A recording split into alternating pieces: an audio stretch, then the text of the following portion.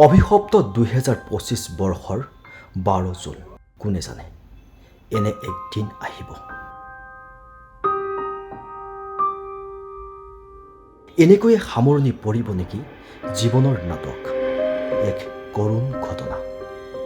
স্বামীৰ জন্মদিন উদযাপন কৰিবলৈ গৈছিল লণ্ডনলৈ। পিছে বিমান ৰানৱে কৰাৰ কিছু মুহূৰ্তৰ পিছতেই সকলো সপোন উড়ন্ত বিমানৰ পৰাই উৰি গুচি গ'ল অজান দেশলৈ। উদযাপন কৰিব নোৱাৰিলে স্বামীৰ জন্মদিন।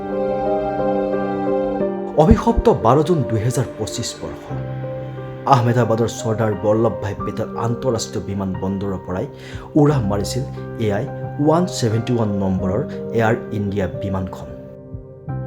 বিমানখন ৰানৱে কৰাৰ কিছু মুহূৰ্তৰ পিছতেই পৰিণত হৈছিল অগ্নিকুণ্ডলৈ, যাৰ ফলত অকালতে প্ৰাণ হেৰুৱাবলগীয়া হৈছিল 274 গৰাকীকৈ লোকে।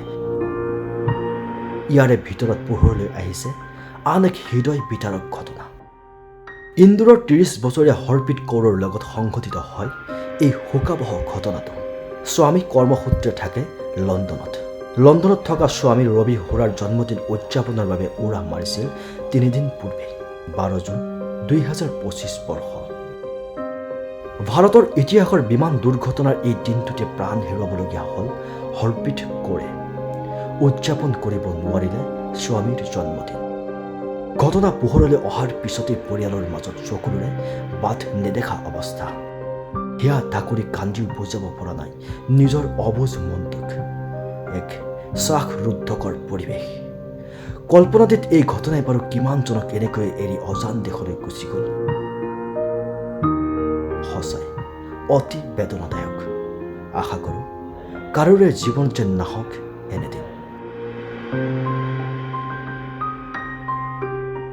News desk report, nation any.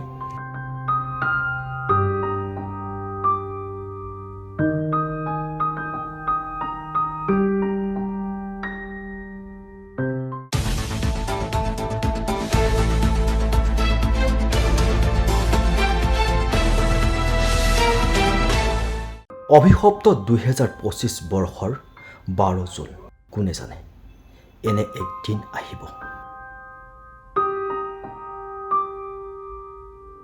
এনেকৈয়ে সামৰণি পৰিব নেকি জীৱনৰ নাটক, এক কৰুণ ঘটনা। স্বামীৰ জন্মদিন উদযাপন কৰিবলৈ গৈছিল লণ্ডনলৈ। পিছে বিমান ৰানৱে কৰাৰ কিছু মুহূৰ্তৰ পিছতেই সকলো সপোন উড়ন্ত বিমানৰ পৰাই উৰি গুচি গ'ল অজান দেশলৈ। উদযাপন কৰিব নোৱাৰিলে স্বামীৰ জন্মদিন। অভিশপ্ত 12 জুন 2025 বৰ্ষ আহমেদাবাদৰ চৰ্দাৰ বল্লভভাই পেটেল আন্তঃৰাষ্ট্ৰীয় বিমান বন্দৰৰ পৰাই উৰা মাৰিছিল AI 171 নম্বৰৰ এয়াৰ ইণ্ডিয়া বিমানখন। বিমানখন ৰানৱে কৰাৰ কিছু মুহূৰ্তৰ পিছতেই পৰিণত হৈছিল অগ্নিকুণ্ডলৈ, যাৰ ফলত অকালতে প্ৰাণ হেৰুৱাবলগীয়া হৈছিল 274 গৰাকীকৈ লোকে। ইয়াৰে ভিতৰত পোহৰলৈ আহিছে আন এক হৃদয় বিতাৰক ঘটনা। ইন্দোৰৰ 30 বছৰীয়া হৰপ্ৰীত কৌৰৰ লগত সংঘটিত হয় এই শোকাবহ ঘটনাটো। স্বামী কৰ্মসূত্ৰে থাকে লণ্ডনত। লণ্ডনত থকা স্বামী ৰবি হোৰাৰ জন্মদিন উদযাপনৰ বাবে উৰা মাৰিছিল 3 দিন পূৰ্বে 12 জুন 2025 বৰ্ষ। ভাৰতৰ ইতিহাসৰ বিমান দুৰ্ঘটনাৰ এই দিনটোতে প্ৰাণ হেৰুৱাবলগীয়া হ'ল হৰপ্ৰীত কৌৰে।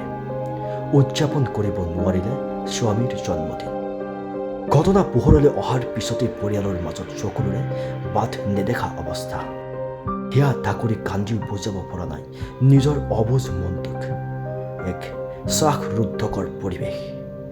কল্পনাতীত এই ঘটনাই বাৰু কিমানজনক এনেকৈ এৰি অজান দেশলৈ গুচি গ'ল। সঁচাই অতি বেদনাদায়ক। আশা কৰোঁ কাৰোৰে জীৱন যেন নাহক এনেদিন।